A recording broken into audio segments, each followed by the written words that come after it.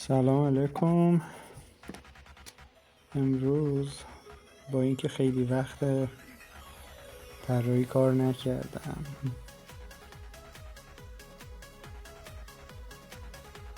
دلم خواست که براتون با ماژیک در واقع خوشنویسی نوک تخت اینو براتون بکشم.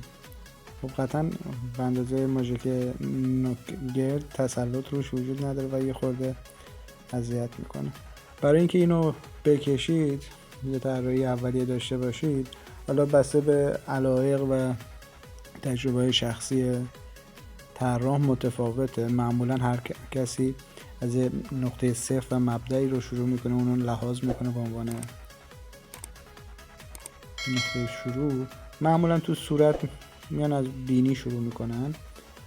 بینی رو با توجه به اون زاویه‌ای که داره در نظر میگیرید، شروع میکنید به کشیدنش. بعد عطف به همون میایید زوایای دیگه صورت رو هم مشخص میکنید، حالا ابروها، لب، چونه. بعد حالت چشما، زاویه چشما نسبت به دایره سر که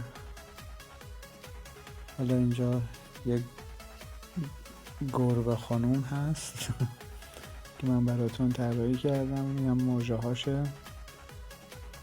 البته خب به بنده ببخشید دیگه، مدت هاست، شاید سال هاست من کار طراحی انجام ندادم. این حالت چونه رو مشخص کردم. حالا رو گونه هاش که یه حالت پفی بود رو اجرا کردم. اینم سرشونش، گردن بندش که احتمالاً از چرم و عقیق هست.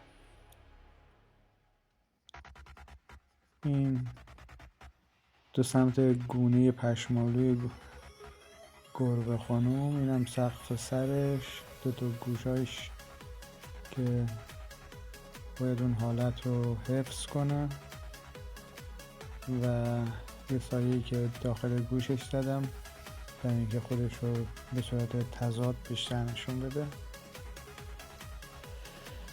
و اصلاحات پایانی کار، یه هاشور، یه تتمه برد جادویی و این هم اسم بنده و ایران عزیز.